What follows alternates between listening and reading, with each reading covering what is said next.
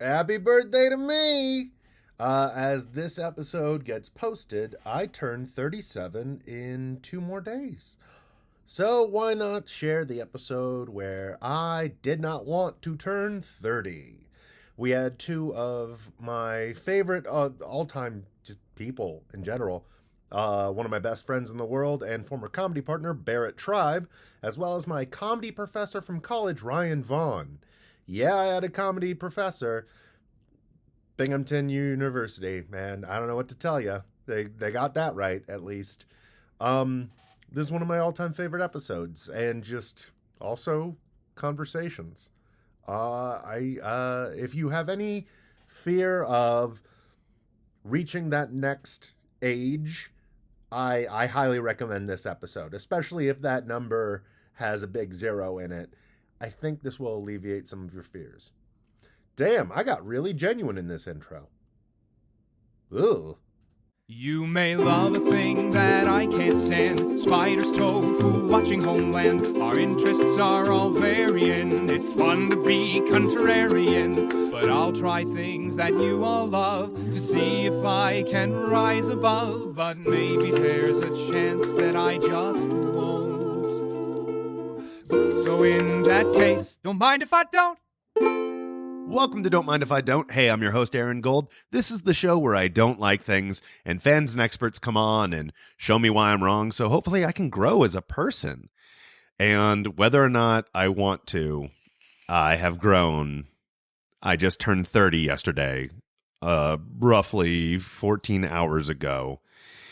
And to guide me through this traumatizing event, I have two guests who really mean a lot to me.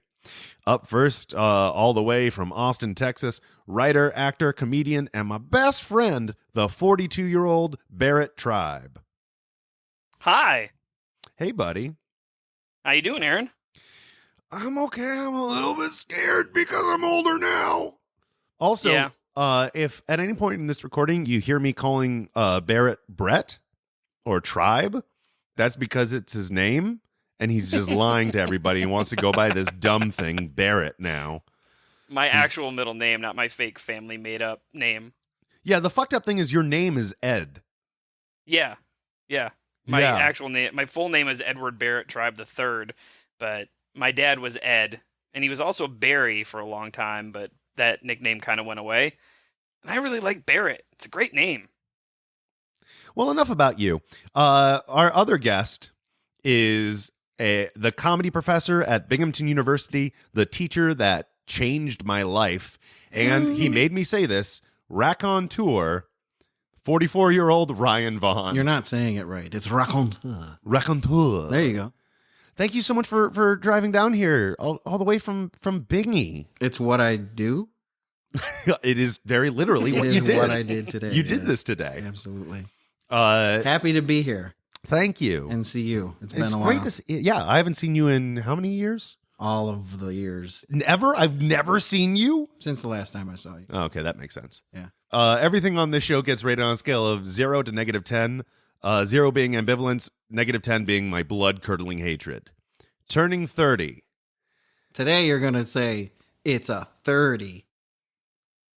No, I actually did not have that planned, and I'm honestly mad at myself for not having that one in the chamber. I know I could re-record this or just edit this part out, but I think shame is a big part of turning 30. No, this clocks in at a -7. Ah, Ooh, wow. Yeah, we're going to get you up to a 30. No, you want me the other direction. You want me... We're in negative numbers. You want me to go below 0 into positive numbers. Yeah, we want you to get said- a plus 30, Oh, Yeah. plus 30. That's what I said twice. not Guys. negative 30. I have a lot to learn about getting older and numbers. Evidently. I don't... Yeah, I just feel like, I don't know. It's great to hear from both of you. You're two people I love and respect and changed my life for the much better. Ugh.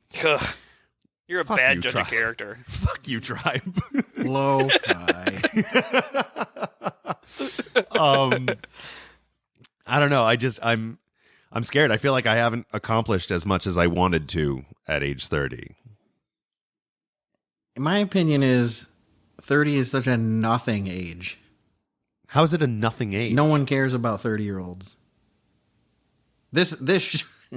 And this, by the way, should improve the score for you. It's like, it just doesn't really matter. You're just 30. Like, who gives a shit? I give a shit. Like, when I was 29, I was dating the woman I thought I was going to marry. I had more stable job. Now I have day jobs again, but like they're not. My full time is not podcasting and acting. Like, I have day jobs still, and I feel like I'm behind the curve or curb. I don't know what the phrase is. It's curve. It's curve, but yeah. It's a double-edged blade. God damn it. Aaron, let me ask you a question, if you don't mind. Yeah, do it. Why is 30 the age that gives you this, like, psychological reaction? Why not 32 or 28 or 35 or 25? Like, what is it about 30 specifically that makes you feel -7? Because I'm breaking off a brand new decade. It's the zero. It's the zero. Everyone's I'm in a new afraid of bracket. zeros. Yeah. Right. Like, So at 29, I still had time. No, he's going to do this episode next year. You know that, right? 31. guys. You're 31. Sell it to me. Well, first of all, like I think that there is like a psychological aspect for everybody because we use the deca system. So like if we were on the oct system where we're using 8 instead of 10 as like the turning point for numbers. Here's you'd be Tribe like, going I after can't believe big I'm turning decas. 36. You know, it's like, oh no. But regardless, life isn't a series of like demarcation points. It's not a series of like check-ins. It's something that continues to happen. And the day that marks your birth is just another one of those things that's on the continuum. So I think first thing that might help you move up the scale a little bit is stop putting so much weight on 30, on the number. That's what I said. It No one doesn't gives matter. a shit. Well, but here's the thing, though. I get that it doesn't matter that it's ethereal, but here's the thing. If your goal is to be self-aware, you always are comparing where you are to where you have been. There is That's true. that demarcation of time, and like 30 feels like a really good one to check in, and I'm like, ooh, not a many goals checked off. So what were you expecting your life to be at 30? And I'm going to follow this up with another super nerdy psychological question.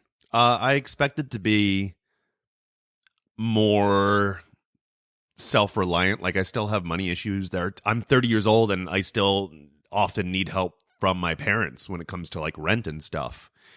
And I thought I'd be supporting myself off of my art by now, and I'm not.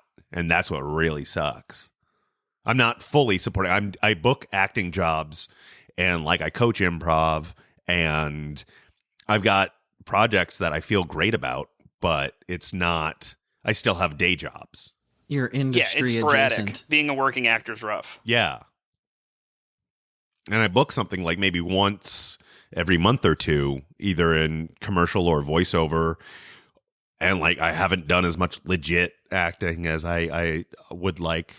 So that's where I'm Okay, measuring. so what's the level of acting or whatever you're using as this benchmark that would have made you happy to have accomplished by 30? Not having a day job anymore. That's it. Yeah, being able to fully support myself off my art, that's always been the goal. Because isn't then the next thing, well, I should be on a TV show, or I should have a national commercial, or you're constantly re-upping like that is, I mean, it's nice. Yeah, but isn't it good to have those goals? I don't think so. I think it sets you up. I just had this discussion in class the other day about expectations. Like, our culture expects, a lot of this is culturally imposed on you. Like that because you're 30, you should have A, B, C, D. And if you don't, you're some sort of failure, or you feel insecure, or whatever it is. Yeah, no, that's But that's all a construction of the culture. There's nothing to do with 100% agree with Vaughn on that. 100%. Yeah. So if you, this was my argument in class. I'm like, I get expectations and goals. I think those two things are different. Personal goals are great, but trying to live up to a cultural expectation that is largely unattainable is only going to make you frustrated and angry and feel like a failure. I argue for and also 40 years out of date. Expectations. None. That way, everything you experience is your own. Like, even like take a movie. Like, I want to go see a movie. I don't want to hear what my buddy thinks about it. I don't want to see a trailer. I want to go into that movie thinking, this is my experience. I am experiencing this by myself, and I can decide whether I like it or whether I don't. I have no expectations. Like The Last Jedi. Everyone shit their pants over The Last Jedi. I went in thinking nothing, and I'm like, oh my God, this movie's awesome. I loved it. It's fantastic. Plot holes and everything. I don't care. Yeah. For me, it was like, it was a great movie. But I listened to somebody who's like, oh, no, it's stupid. Like, how come they can't catch the ship? It's right there.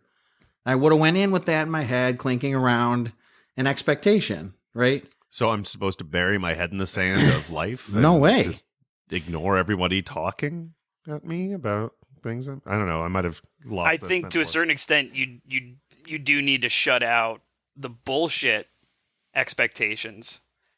You know, having conversations with other people or looking at other people's success and trying to measure yourself against that, it's always going to end up being a failure. You listen to Harmontown. I know you do. Yeah. Or you did. Dan Harmon, one of the most successful writers in Hollywood, and he's still like, well, I'm not Steven Spielberg. Right. You know, it's... Side note, that was a you're pretty always solid going to Dan be Harmon looking impression. to the next thing. Thank you. I listen to it a lot too. Yeah. But yeah, you can't be setting these benchmarks for where you're supposed to be, especially if you choose the arts as your career. Like, there's so many roadblocks. You're up against and so many things in the way. Another wall, not just one. That's true, because it's not a linear career path. Yeah. Like, no. And 2 years ago, I didn't even think about getting into podcasting, but I've taken this project on, and I fucking love it. Oh, you're into it now. I'm so into it, man. Like, we are in it. You don't shut up about it. Sorry, didn't you just name drop Harmontown, you dick? Such a shithead. and I'll say this too from it's funny, I was about to mention Jen. She was also on Harmontown, but in the documentary, Aaron. I know, I saw the movie. But Jen is a working actor. And Jen, for the listener, is... Jen is my fiance, Jen Brown. She's an actor, a voice actor. If you're a big fan of Rooster Teeth stuff like Red vs. Blue or Ruby or Camp, you've heard her voice. She's also done voices for DCU Online. She's been on local commercials. Yeah, she's Harley Quinn in DCU Online, right? Yeah. Yeah, she was Harley Quinn in the expansion last year. So, you know, people have this expectation of her life as well.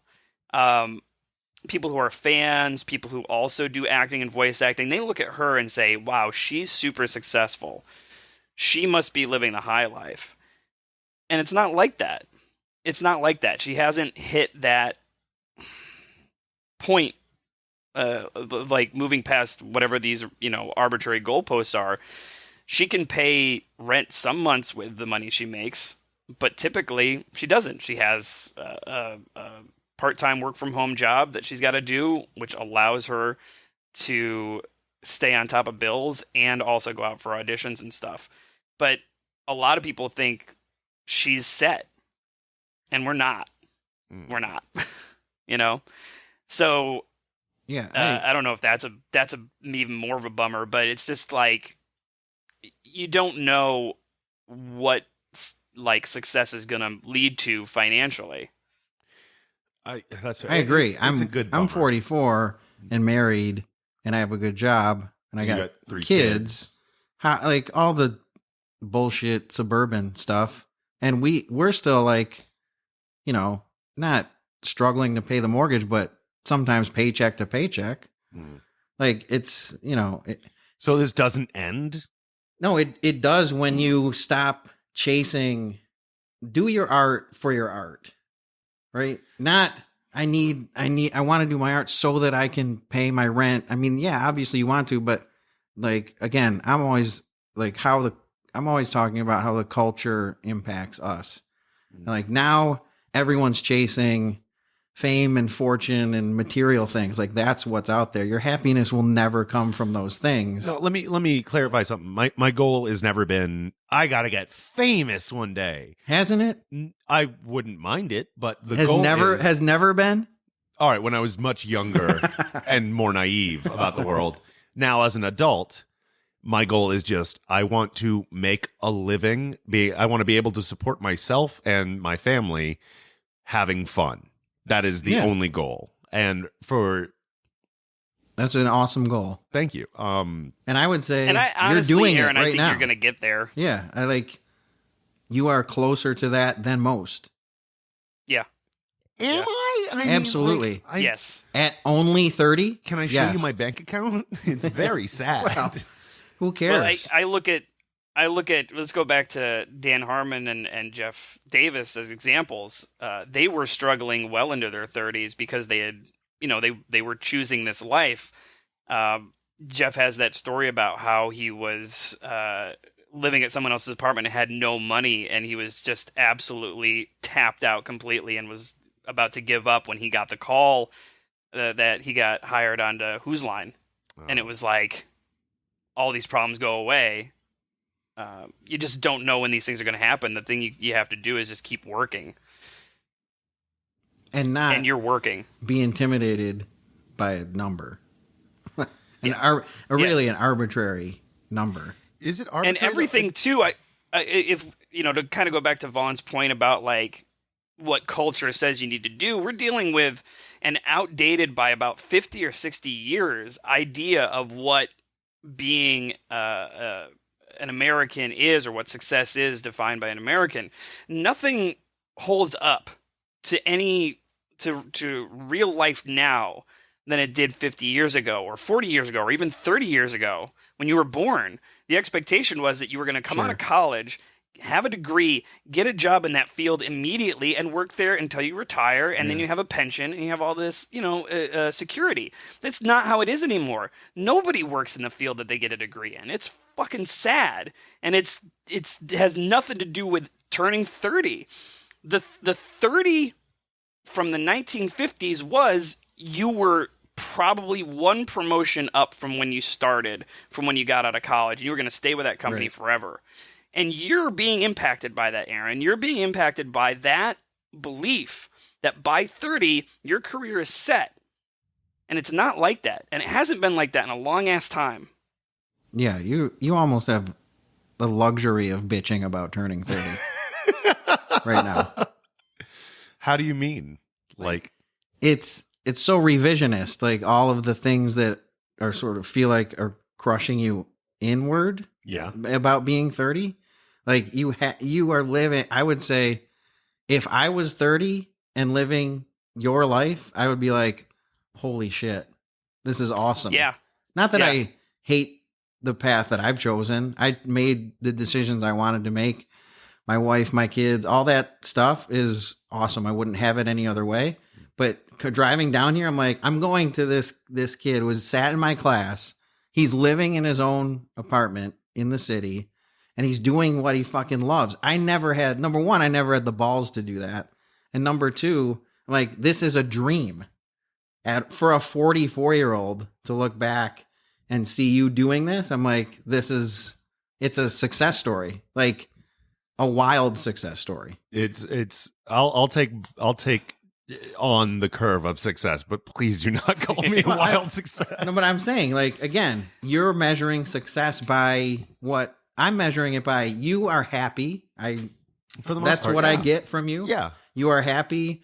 You are alone. Yeah. You need help. Well, no, I've got 2 roommates. Well, you're on your own. Like that help from your parents is like, I hope my kid, when he's 30, if he needs help, I can help him. Like, don't think that makes you some sort of failure either. Like, yeah, I agree. Only because I had to ask for help from my parents through my 30s. Trust me, your parents, if they can, like, they'd love to still be connected to you in some way when you're 30. They don't have to pay me to. Well, I'm just saying, like, it's not about, we're not paying you to hang out with us, but true. If you need help, like, a parent is always your parent. Like, I would never feel guilty. I would never if my kid came back to me at any age and was like, "Hey, I need help," I wouldn't be like, "Oh, here we go."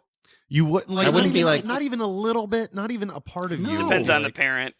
I guess Depends it on does the parent. Depend on the parent. And I've got. I don't mean to shit talk my parents. My parents are lovely people who have tolerated a lot of my bullshit. My parents never said you can't be like an artist or an actor or whatever the fuck you classify me as. Yeah. They saw that this is where my heart lied. Stooge. That's what I classify you as. That's fair. That's pretty accurate. I don't know. I just feel so guilty every time I need help from them. Yeah, let go of that. That'll help get up to a 30. Fuck you, Vaughn. And I'd like to jump in here too, Aaron. Well, you can't. Maybe goodbye, I Brett. don't know if this will help or not. No, go ahead. But like, I also, like Vaughn said, and keep in mind, I don't have kids and I'm not married. I'm about to be married at 43 for crying out loud. I wish successful I was where voice you're at. actress. Yes, that's great. It's a super. She's the best. Jen's but pretty awesome. I was on an easy street. I also wish I was where you are when I was 30, Right. because I'm in a comparable position to you in Austin because I started working on this stuff when I was Right. 30. And you're doing better at being directly involved in the thing you want to do than I am. I have to have a day job. I have to have like a full-time office gig, and I don't audition for things, and I don't go out for stuff because I'm very, very forgetful, and I don't do the work, but you're doing the work. It's crazy. It's your super reason. sad. I'll be You like, just forget. oh, I got to get headshots done. And then 6 months later, I'll be like, I never got headshots done. This is really bad. But I'm not gonna lie, that's pretty bad. Yeah. It's awful. My brain does not work correct. There are these things called forget important things all the calendars. time. I mean, like I forget shit all the time too, but like I Sure. have everything in my calendar of like at 2:00 today, make sure I do blank. I forget to use a calendar. You didn't Like, have it's set not up the great. podcast. I don't want to get on into there, me, did though. you? I didn't have set up the podcast on it, but I do have, and I'll show you my calendar. Because we did that recording for a right good here. half hour before. Okay, yeah, all right. Let's peel back the veil a little bit. Yeah, no, let's throw down. I don't know why I'm getting indignant. This is all my fuck up. This is the first time.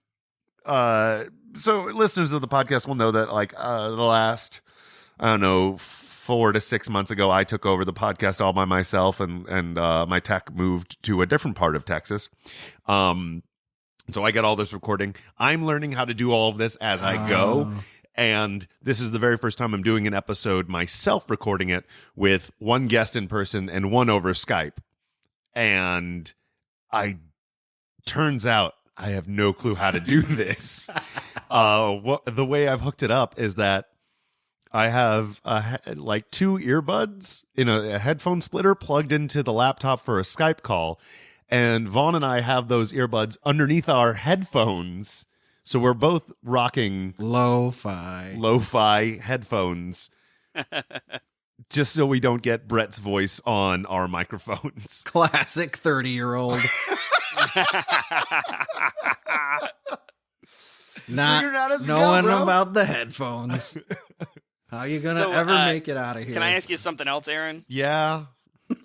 You met me. I think when we met, I was 31 or 32. Yeah. So when you met me and you were like, oh, God, this guy's over 30, what did you think? Like, did my life seem real bad? Were you like, oh, this guy's a failure? No, I didn't really. I think you and I started hanging out before I knew that you were older than me by some odd years. You don't think about age until you're 30. I think that's another thing. I really didn't. Yeah. I really didn't at all. Like I was just like, like even 2 days ago, Barrett I was, like, was hey, probably I've got time. like, hey, I'm 31. You're like, what? Yeah. All right, cool. Yeah, like who it cares? was just irrelevant. Exactly. But now Who that gives I'm a shit? I don't know. I used to worry about that stuff all Right. the time No, of when I was course. in my Of 20s. course. If someone was 30, I was like, what an old person. Really? But I've then when I I've turned never 30, I was had like, that. that was dumb. All I've of that was stupid. I've never had that feeling. Like Oh, I did. ever. How old were you? And when I you met sit your in wife? classrooms. I was teaching a class recently. Someone thought I was 24 years old. That is very believable to anybody who has met you, Okay. because you've got What a a very hunk. young. There impish you nature. go. It has nothing to do with the Yeah, number. You're Nothing really, to do really with hunky. the number. I am hunky. It's true. I think so. I'd break me off a slice. I believe the word you're looking for is raconteur. Fuck. Yeah. I can't believe I helped you get there with that. You son of a bitch. Is I've that heard not the word. why we're here to I've enable each other's jokes? That's pretty much all three of our relationships. Yes, that's what I thought. Yeah. Yeah. Can That's I- what I mean. Like it has nothing to do with the number. Like people think I'm either 30 or retarded. Like those are like when they meet me just out of the blue. You can't use that word anymore, man. Well, I think we can here. We're in What are you motioning to? the podcast. We're in the ether.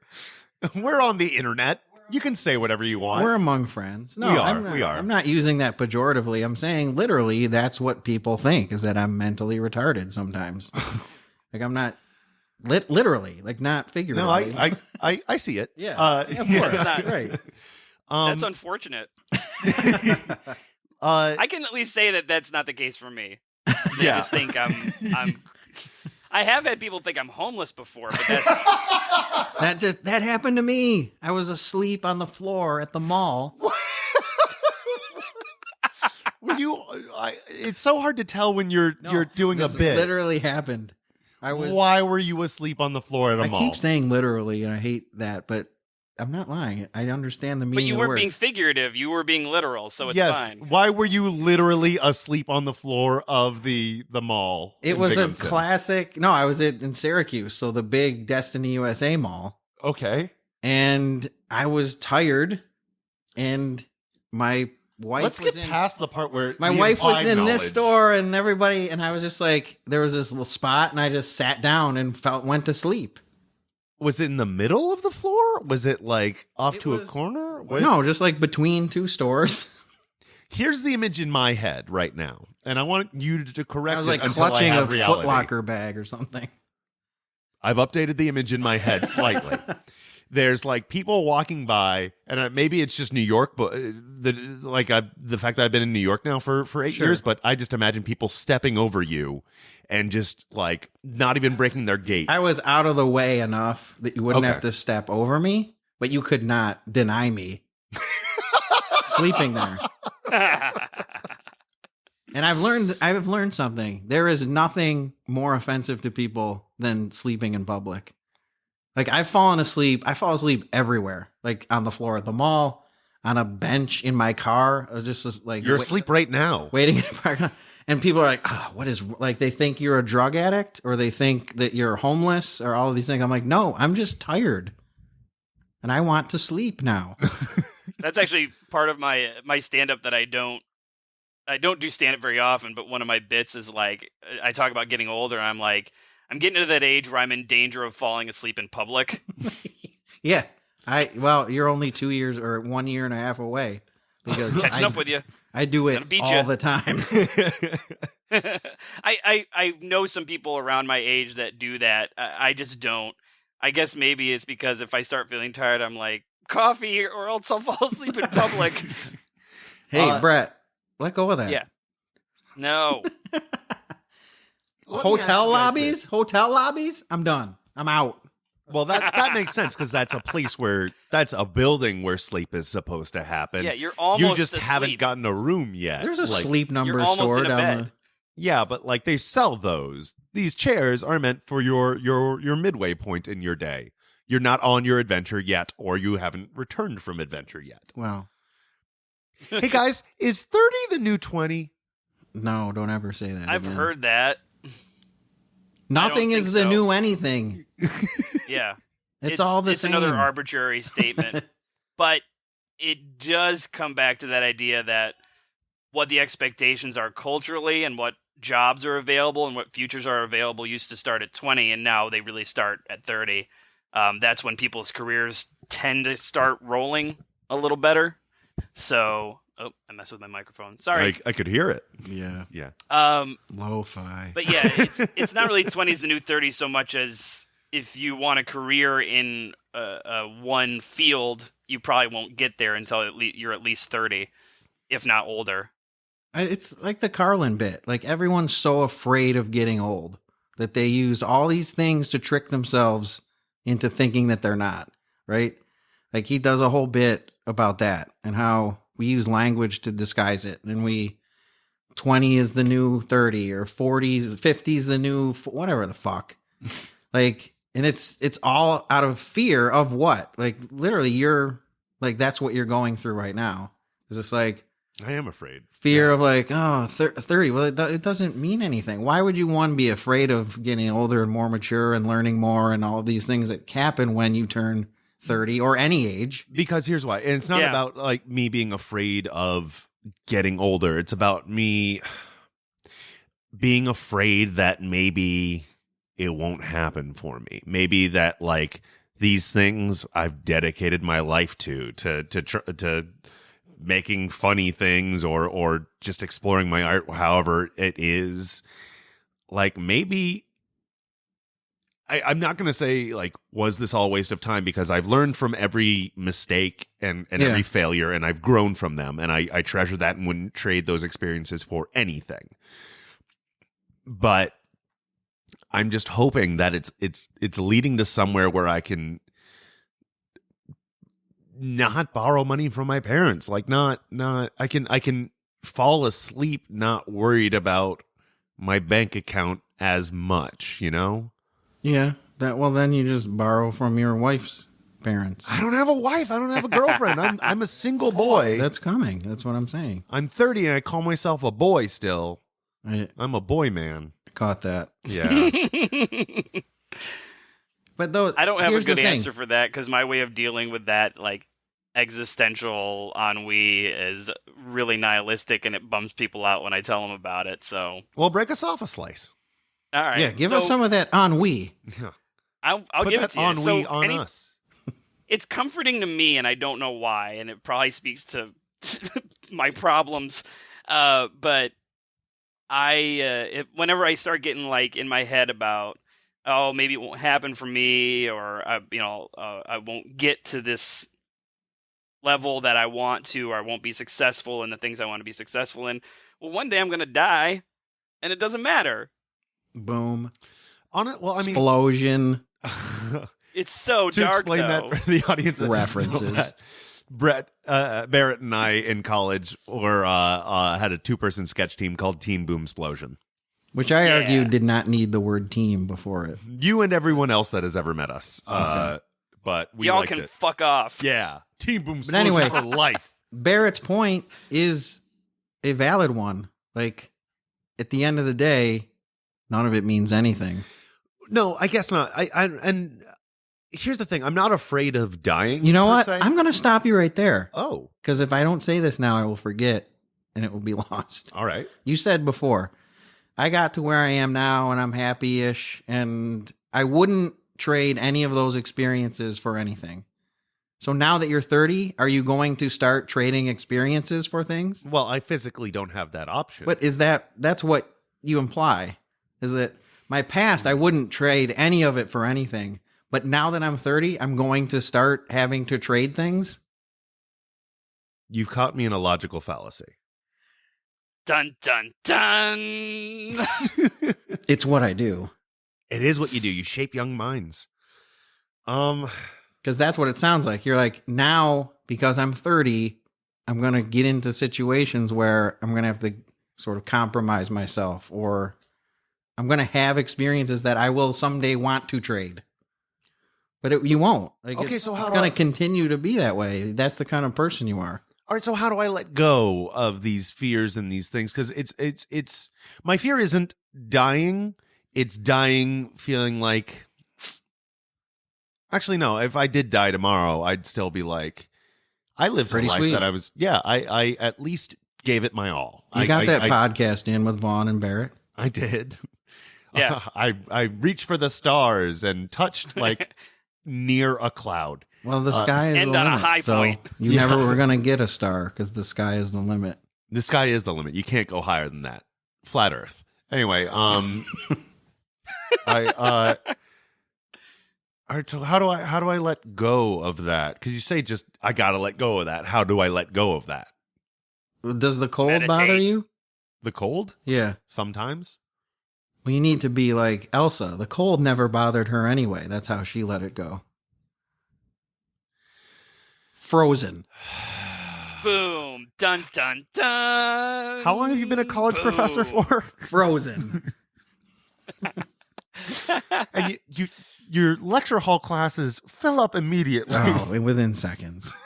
This is legit.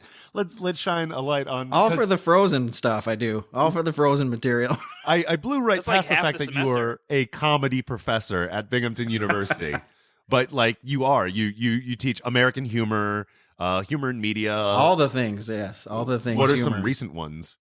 You've taught? Television and American culture, which is all sitcoms. Yeah. Humor and film. I now do a sketch class. Not how to sketch, but we watch Mr. Show and Right. watch sketch.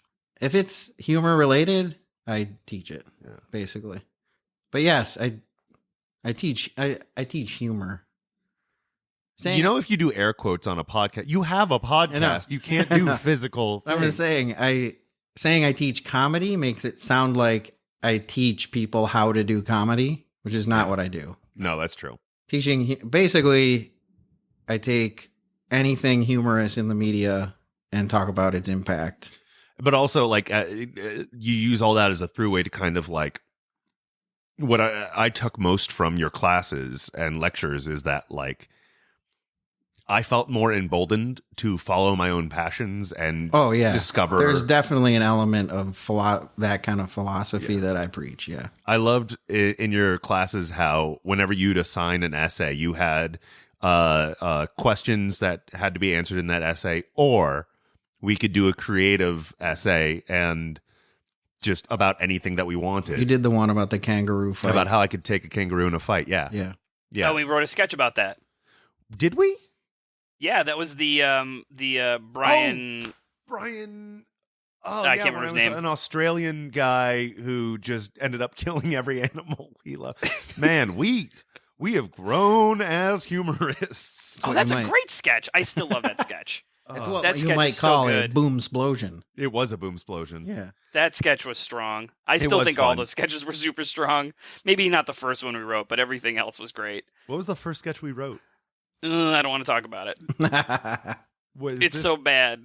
It's so bad. Terrible Dad? Where it's just a No. dad berating his kid? Oh, no, I remember which one we... Fucking Yeah, no, awful. I'm going to cut this out. Yeah, no, I remember the sketch that we wrote. Yeah, the Ugh. one that we filmed in the comic book store? Yeah, I regret Yeah, that was a bad one. But see, that's a memory that we were very young and innocent and did I not wasn't. understand. I was 32. I was very Right. young and innocent. Exactly. And I didn't Barrett was understand 32 at the time. PC culture as much as I do now. Same. I here's an upside to this conversation that you're going to cut is you do not stop at this point I changing might when leave you it turn in. 30. Yeah. Like you don't stop changing when you turn 30. I think there's this idea that once you get 30, well, that's who you're going to be for the rest of your life. Like, except maybe a more boring version of the person you are at 30. And I've found that not to be the case. Yeah. You can change. You can grow. I'm a much better human being. Partly, I think, because I moved to Austin, but also because I was open to listening to other people's experiences, not discounting them, not saying, well, anything can be funny, just trying to make the world better for other people instead of being selfish and thinking that my humor or what I should say, not what I should be allowed to say, I should be allowed to say anything, but what I what I choose to say can change, and who I choose to be can change. That I can be the type of person that I respect instead of being this asshole who I don't respect. Why would I want to be like that guy? But that's kind of who I was. Yeah. And why would you ever want to be locked into something? Like Barrett was saying before, like you feel like you get to 30, you should be locked into whatever it is you're going to do for the rest of your life. Why would you ever want to be able to say, yeah, I'm doing this for the rest of my life? Like, even if it's the most awesome thing, like eventually 50 years of it, you're going to be like, all right, this kind of sucks. I'm done. Like, you don't ever want to be locked into anything. I don't want to be locked into it. I guess I wish I just had a little bit more security. You know what I mean? Like, I wish I had a little bit more. Such a pussy. Seriously? It'd be nice. I think I've been to your home. You've got a big house. I'll, that seems like a good thing. I'll defend Gold on that one. Hey, yeah. Boom, A explosion, certain level back of in security does feel very nice after being unstable for a long time. I'm not super jazzed about the job I have right now, but I do like the fact that I don't have to struggle for money anymore.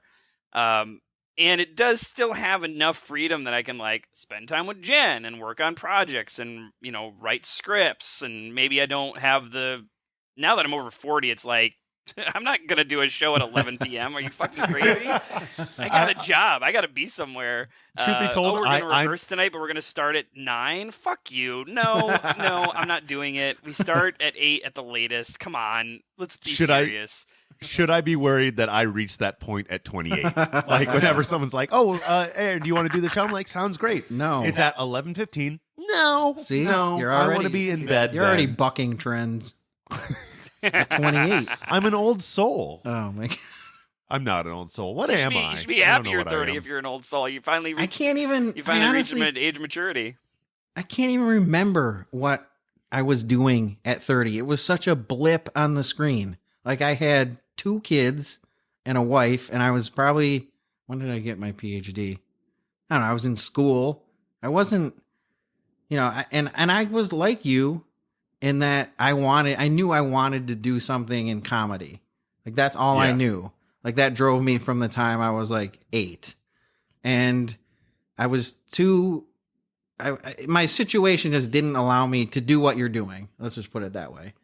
So I never got to be on my own and go on auditions and, try to go up and to do showcases and get seen by somebody. Like, I didn't do that. So I had to take it and put it somewhere else. So like, that's how I ended up with talking about my classes. Those classes are born from that journey, which was not being like, oh shit, I'm 30 and I'm not a stand-up yet. What am I going to do? It was just like, how can I take this passion? You might not ever be an actor, but you can certainly take whatever passion it is you have and find an outlet for it that will support you. So maybe that's part of it too, is don't be so, again, expectations like I have to be paid actor, working actor. Like that's a very small sort of window to look through. I mean, I am a paid actor and a working actor, and I'm still like have so day jobs and bum off my parents. Maybe 30 is when you start looking at how to take your very specific set of skills. Fuck you. and save your put daughter. put them somewhere else, right? Like, obviously keep acting and keep going out and trying to get gigs. Yeah. But maybe something that's an offshoot of that will fulfill you, that because that teaching is, I believe that's why I'm here on the planet. On the planet. I believe that. I believe very good at it. I believe that's why I'm here. And as a result, like, I'm completely content with everything that's happened before. So, I mean, 30 had nothing to do with it. Like, a blip on the screen. Like, I can't remember anything about my 30th year specifically, or my 30th birth. None of it. Can you remember anything from last year? Probably not. That's not good. No, but I mean, know I was back in college at 30. Like, that's when I had returned to school a couple years before, and I was like trying to crush the theater program at Binghamton University and get the best grades possible to make up for the fact that, you know, the first time I went to college, it was a disaster. And I did really well. But you crushed it was in service of being a better performer, you know, that all that stuff, whether I was going to do comedy, whether I was going to write plays, whether I was going to, do stand-up, whether I was going to do improv, sketch, whatever, I knew it was all in service of that. Some things that have happened that I didn't think were on the horizon that I've been doing recently is like writing screenplays. When I was 30, 12 years ago, 13 years ago, I don't think I ever thought I could write a screenplay. And I've already written a couple, and I'm working on more. Like, you do have to be open to like trying new shit, no matter what age you're at, especially if it might be something that really works for you. I tried stand-up. I did fine. I've done it a bunch of times, but it's not for me. But I tried it, and I didn't try it until I was 36 or 37. You know? Vaughn keeps on making motions to the computer that Brett is talking out of, as if anyone can hear. No. Oh, that's for you alone. Like, okay. I'm saying, and what Brett is saying, Barrett, Ed, is saying. Any of those works. All right. I mean, if I had to look at where I'm at right now, of the things that I could physically affect, I wouldn't change any of them. Still, like I'm cool. proud of my accomplishments, but I'm still scared. So how do I let go of that fear, or at least don't let it get into my brain of, oh my God, I'm 30 now. Like, how do I just, I would think you'd rather be scared than complacent, right? Like, you should be a little bit afraid the fear of. can drive you. Yeah. That's what my kids play sports. I played sports. For me, it was, you should be a little nervous before every game, because that means you're alive. You're with it. You're ready to do whatever it is. Like, you should be a little afraid, and maybe not afraid, but anxious, or you should feel something. If not, a certain level then of you're anxiety just like, makes sense. Being complacent is seemingly the alternative there, and that's a lot worse. This is probably a stupid question, but I'm going to ask it anyway. Ready? Go. I don't generally get nervous before an improv show, like or anxious or anything. Maybe just because I've been doing it so long that I'm just like, if I have the worst show of my life, I'll still walk off stage and it'll be gone. Yeah. I am most comfortable on a stage more than I am like sitting on my couch in my own apartment having this conversation with two people I love. Like, I'm more Aaron, that like I've said that almost exact same thing to like hundreds of people down here in Austin about improv. I'm like, no, I don't get nervous. I love it. Why would I get nervous? It's the best. Yeah, it's the most fun thing in the world. Should I be nervous? But no, I think that No. Is that an indicator that I'm not? No, that you deal with the nervousness by saying you just revealed your coping mechanism. The fact that if it's the worst thing ever, it's gone. Like, why can that not be your approach to your entire life? Like, if this doesn't work out, then it's gone. And I'm stealing that. I love that. Can do the next thing, because you do get nervous. You just deal with it by saying, I've done this a million times. I can do it again. If it's shitty, who cares? I tried. I did, I'm going to do my best. I can't control that. And if it's awesome, great. And if it's not, it's gone. So why would that not be your life at 30? Well, shit, that's a good point. Yeah, wow. Are you sure you should be a professor and not a therapist? That's really good. Like, I feel better about the world right now. That's really good. You are kind of in the middle of those two, because when people think of professors and then they meet you, or even just look at a picture of you, they're not ready for that. No, it's very jarring. I did urinate all over myself in the car. This is on the way here. Do you want this on the podcast? I'll cut this if you want, but that literally happened. Why would I care? I'll take advice from a guy who pissed himself if it's that good. I don't care. See, here's the thing, Barrett. I did not piss myself. I pissed on myself. Pissing yourself is like, oh, I passed out and I was powerless to stop it. You made this happen. I did it. Yes, it was almost on purpose. And you chose this on 155th Street. Yeah. I live on 152nd Street. Right. You could have just come by. No, it was that much of an emergency. It had to happen then. Oof. So yes, I would say I've been there, but I haven't been there. Yeah, I've never even heard of there.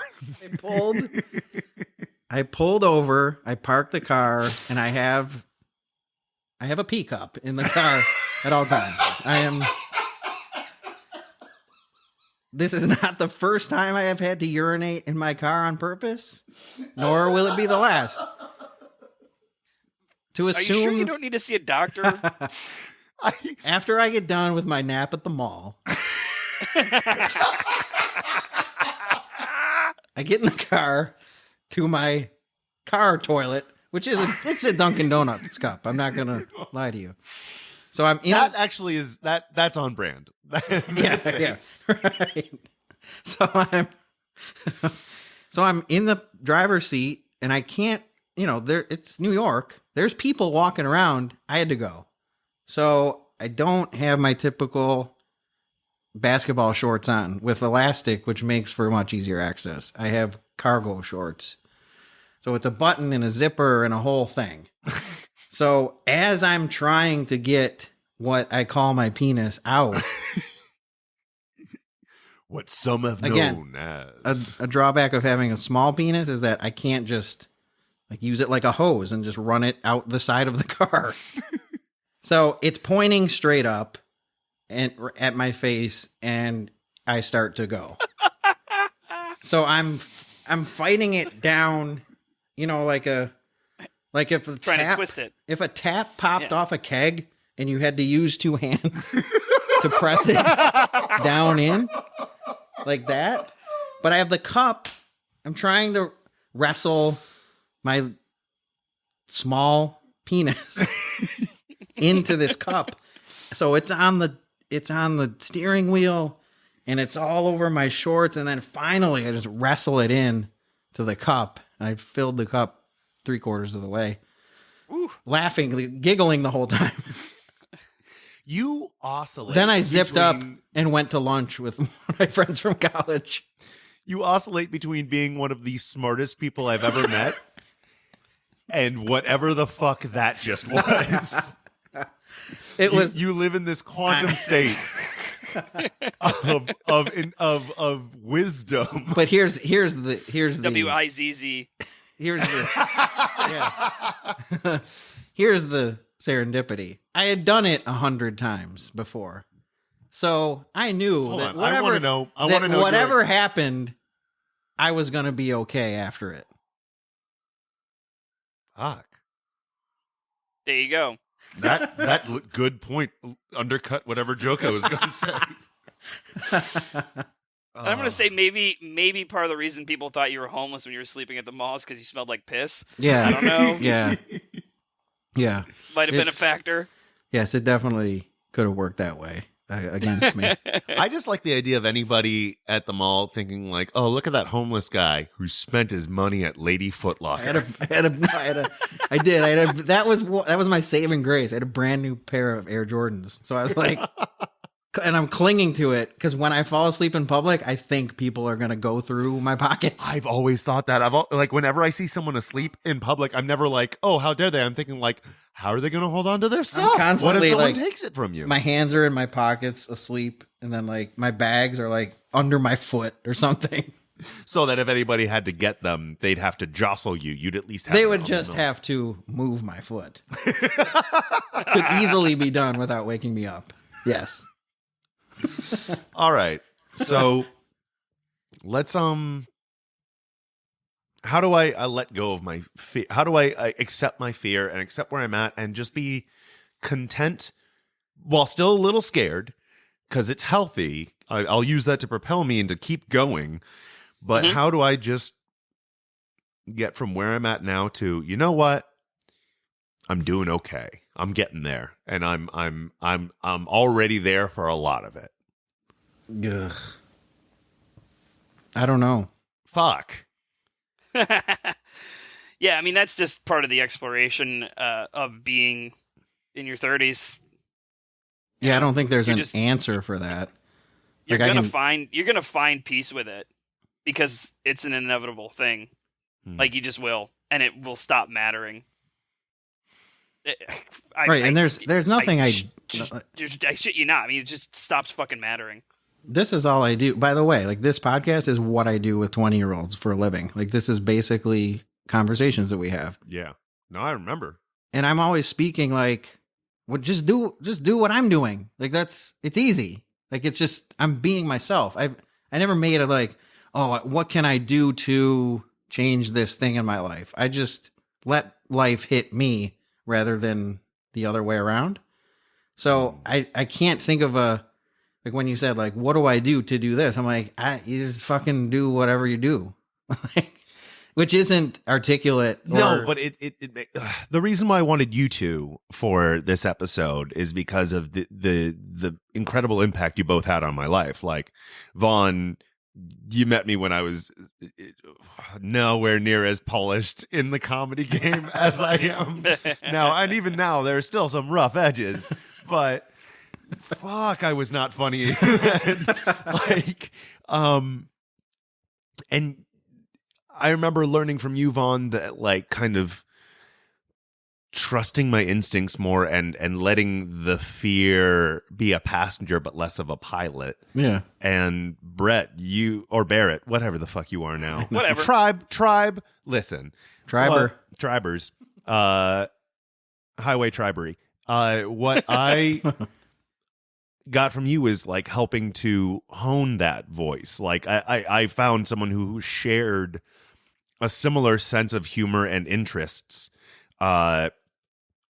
Actually, I don't think I've ever shared this with you, Tribe. Like, I wasn't super into a lot of cartoons. You helped me get, like, animation such a huge love of mine now. Like, I think the best show on TV is Steven Universe. Yeah. Oh, yeah. Yeah, and I remember walking past your room when we were roommates, and I was like, what is this? And you're like, it's Avatar The Last Airbender. I'm like, that looks stupid. And you looked at me and just were like, it's not. It's Punch. great. Yeah, and it took That's me... a good me impression, by the way, too. It's not. It's great. That's how I talk. Yeah. And I have, like, these weird pauses when I talk, and I don't notice it, but everybody else does. Well, I mean, it's better than mine, which is just, like, a very loud, sharp laugh once. I've heard Then, ha! That's my fucking shtick. Oh, no, I got a good Aaron Gold impression. Let's hear it.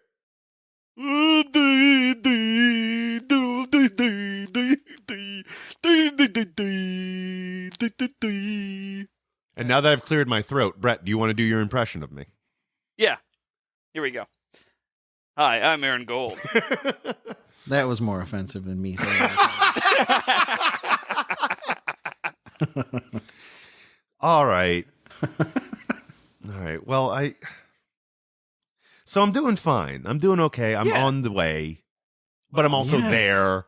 I just need to be zen, and it's okay that I can't let go of all that shit just right now. It will come and go, and you will come to terms with it. It's, like I said, it's inevitable, and eventually it won't fucking matter. Turning 30 won't fucking matter in 10 years. In a year. Yeah. It won't matter. Or, yeah, it could be sooner, but I mean, seriously, Vaughn was saying, like, what was he doing at 30? He doesn't fucking remember. What was his 30th birthday? He doesn't fucking remember. I don't remember my 30th birthday. I can't remember shit about that shit. I remember Doesn't matter. my 30th birthday. Yoink. It was yesterday. What's that? It was. I do remember my 30th birthday. It was yesterday. Yeah, But you won't. It's not a. It's also not a decision that you make.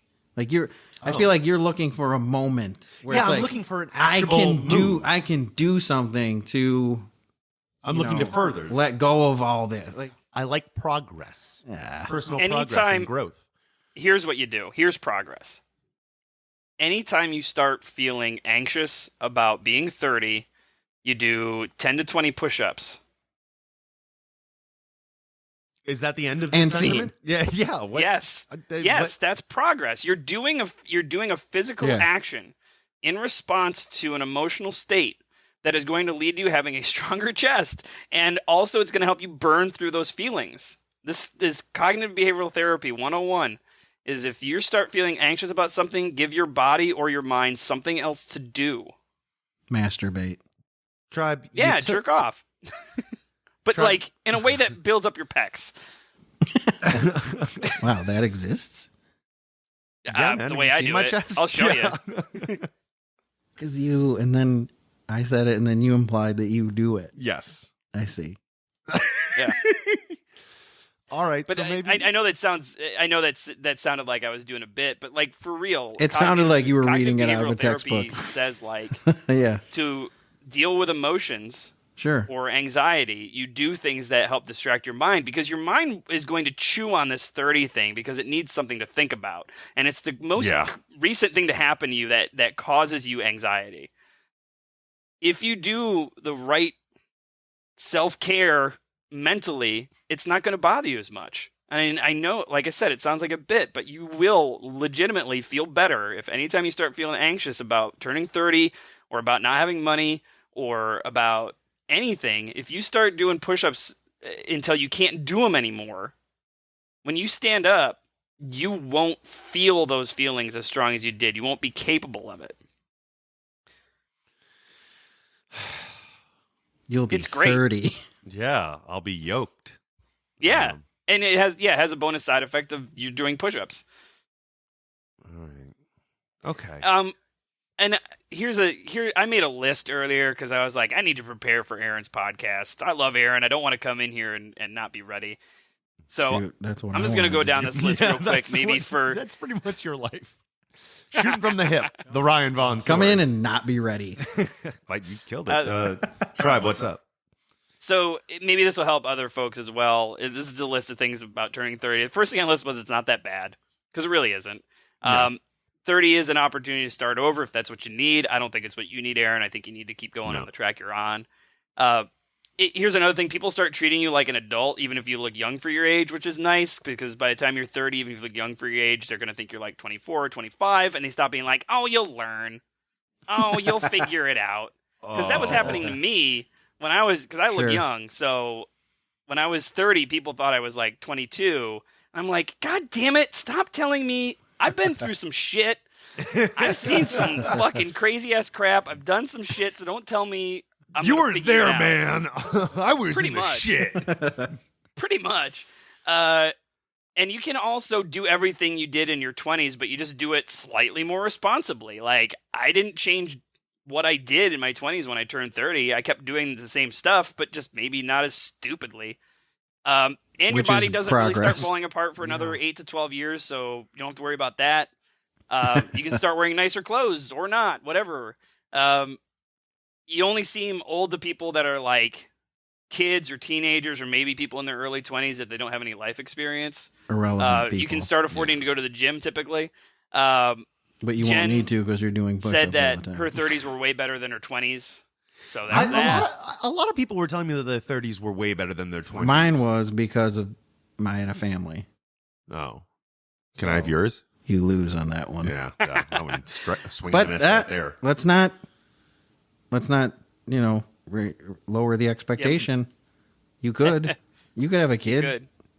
next year. It's easy. I might have a kid already. We don't know. There's no way to know. Exactly. On that same note, is like life tends to be less chaotic, mostly due to having experience and like lessons that you've learned. So you may end up doing the same stuff, but you're not going to find yourself in the same situations at the end of the night. that you might have found yourself in your 20s. I know you weren't like a fighter or someone who got like brawled in bars, but I know a lot of dudes that were like that. And by the, they got to 30, they're like, maybe I won't start a fight with a stranger. Maybe that's not something worth doing. Maybe. And you can still do all the stuff that you like to do. Nobody says you have to stop watching Steven Universe just because you turned 30. So you don't have to give anything up. And you can start shaking your fist at things. I can. 30's you kids. Actually, and there's now the kids are fucking better than the adults. That's a bonus. Well, they have more to fight for. That's true, and they're good at it. They're better at it than we are. And just for balance, here's the downsides I can tell you about turning 30 or moving into your 30s. Is alcohol is going to become a problem. Because you're gonna not be able to put it away as much. That has already happened. Well, you're sober. Yeah. Yeah. Well, I don't mean that you're becoming a problem drinker. No. But last night, did I say this while we were recording or about think so. Okay. So last night at the party, at one point, I had a scotch and I took a sip and I realized woof, that's hitting me way too hard. After being sober for a month, I was sober all of March. And then I took a swig of non-alcoholic beer, and I was like, ooh, that's even too much right now. Then I had a swig of orange soda. I was like, still too rich for my blood. And then it was just water for a half hour. Yeah. And after that, I felt great and went back to drinking. But I guess with experience comes wisdom. Yeah. Yes, I'll say that. And the other things that'll happen is your sleep cycle is going to change naturally as you get older. So but it already sounds like you jumped that. Yeah. You're already starting to go to bed earlier than everybody else. I disagree with that one. And, as you move further into your 30s, you just have to be more aware of your diet and exercise. You're not going to be able to have a six pack like you did when you moved to New York and you had a 4-story walk up and that was your only exercise. It's never going to happen again. I still go to bed at 2 a.m. and get up at 7:30. Why? Oof. Just never had to adjust from my college. I never had a job that was up at the crack of dawn and you don't have 9 a to class 5. That's at 9:30. Yeah. So. Well, even if he does, he doesn't prepare. He just rolls in. 7:30. He just shoots from the hip. Listen, and makes a great class. Apparently, That's awesome. Yeah. You really do. This is my theory of teaching, and it's worked for years, and I think it's the best way to do it. 80% of what happens in that classroom is in the moment. 80% is me reacting to what kids think and trying to help guide those ideas and opinions to something, enlightenment or whatever. 20% is old classics that I have been using, stories and lectures that I've been using, forever. Stuff that works, that I remember, that I jot down. So 80% of every class is like, where are we going today? I know enough about the subject that I can steer it wherever I want. But I care most about what those kids think. I want it to be about what they think, not what I think. I don't care, to say this is how it is and learn it and spit it back to me. So yeah, part of, and this sounds like a cop-out for a lazy person, but part of my teaching philosophy is to not have a plan, right? Improv. It really is improvisational. I try to work, and then I work in, like I said, 20% of the classics, which is they're really bits that I've created over the years that really have a really good point and they connect to, whatever it is we're watching or talking about or reading. So yeah, I get it. I get that a lot, that I don't prepare, but I'm good. Yeah, it's working for you. You're the most. Yeah, you're a legendary professor across a lot of colleges. All right. So to wrap up, so it's okay that I'm feeling the way I am now. Know that it's not something that is indicative of truth. It is something that a lot of society has put upon me. Yeah, but I agree I'll with grow that. past that. Yeah. It will fade. Be okay with where I'm at and appreciate what I have and the fact that 5 years ago, hell, 2 years ago, I hadn't ever done a voiceover for like a couple cartoons like I have recently. Like it's for those listeners, Aaron is now the voice of the Millennium Falcon. I'm not the voice of the Millennium. He is. I did one Star Wars toy commercial for the Millennium Falcon. You'll see. And there's for Solo It's a a Star speaking Wars role. story, you'll hear my voice if you see a toy for Millennium Falcon flying through the air. It's the Millennium That's Falcon talking. Yeah. But again, back to my point. Treat every day like an improv show, which is I've done this a million times. I don't care what happens at the end of the day because it's gone. I'm gonna have fun no matter what. And I'm going to have fun, whatever it is. All right. Well, then if we start with me at a -7, You're up to a positive 30. 30. I'm at a positive 30. Yeah! I'm there. We broke the I scale. Is that the highest score ever? Yeah, sure. Yes. Don't patronize me. Is it the highest score? It is. 30. Yeah, To we got give it- plus 30 on a scale that goes from 0 to -10.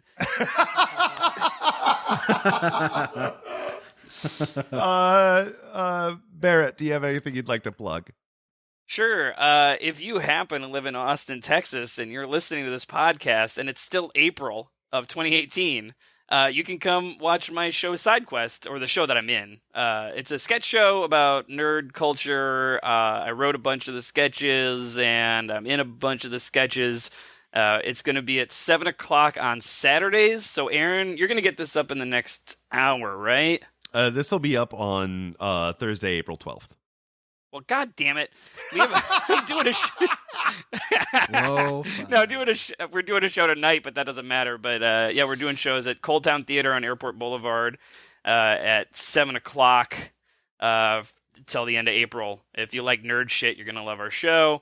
If you like watching people play video games on the internet and or are a fan of Jen Brown, the voice actor that I mentioned earlier, who happens to be my fiance, we play video games on twitch.tv/Jen Brown Plays on Sundays from 1 to 3, Mondays from 8:30 to 9:30, and Wednesdays where her Patreon members get to pick what game she plays from a random choosing of 4 games. So that's what I'm doing as plug-wise. On the internet, I'm BDOT Tribe on Twitter. I like that you had to figure out how to spell whatever name you're going by this week as well. Well, it's nice because I chose B Tribe for a lot of my handles on the internet. So when I changed from Brett to Barrett, it wasn't like I had to, change anything. It was still B. It still starts with B.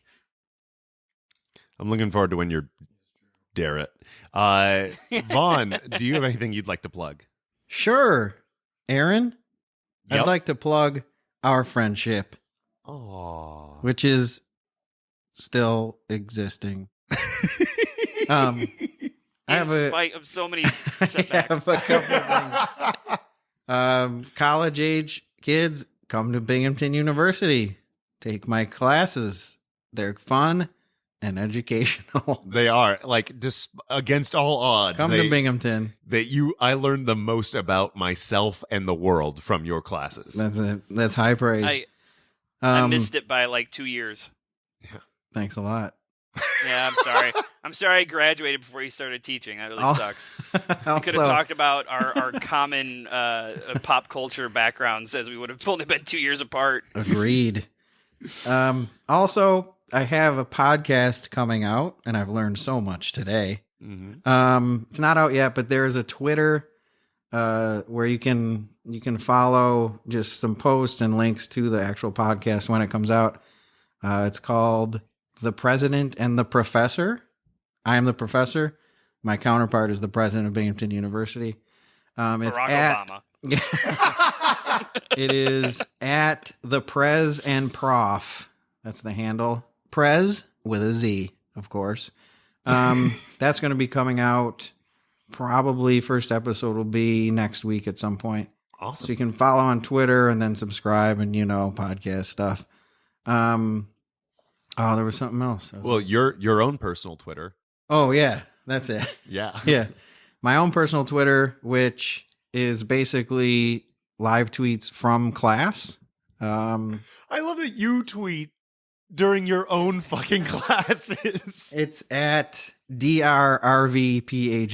That is the handle. At DRRVPhD. And it's pretty zany. It's a good time. Yeah. It's mainly I just for followed both of those. It's mainly for people like Aaron, former students, like to get that I'm back on campus feel and like I'm sitting in a Vaughan class and how it goes sometimes. But I would like to plug. Oh yeah. Aaron, do you have anything? I do. Thank you for asking. Yeah. As always, I'd like to plug You Are Not Alone, an uplifting show about depression at the Magnet Theater. If you are listening to this on Thursday, April 12th, well, get there, go to the theater. It's tonight. Hurry. But if you're listening after that, the next one will be Sunday, May 6th at 6 p.m. Also, every Thursday night at the Magnet Theater, myself and the rest of You Are Not Alone hosts the Magnet Mixer, where anybody can come and do some improv. Doesn't matter how experienced or inexperienced you are, we'll pair you up with somebody who's complimentary to that, and you'll have a good time. Go face your fears. You did. I did it last year when I was in New York. But not when I was hosting, so you're not a good friend. Ew. Someone else was hosting. Yeah. I had a good little scene, though.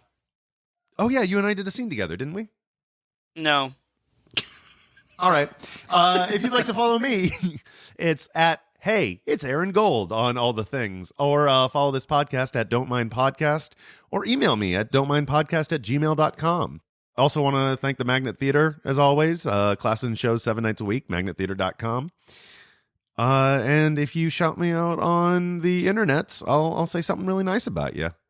All you lovelies. Even me? Especially you. Yay. Guys, thank you so much for joining me. That I do legitimately feel a lot better about where I'm at in life now. You feel 30 amount better. He feels 37 amount better. Ah. Because he was at -7. I understand math. Why do I talk to either of you? Thank you guys. You do this to yourself. You choose these friendships. I do. I really just did this because I wanted to talk to Barrett. I haven't talked to him in a while. So thanks for making that happen. You're welcome. Yeah. Thank you for listening. And as always, keep on minding. And hey, if you can't, then you know what? It'll be fine. I dare someone to beat a 30 on this show. Can't happen. It can't. You give the score, so it. Yeah. Oh. I'm going to end before this moment.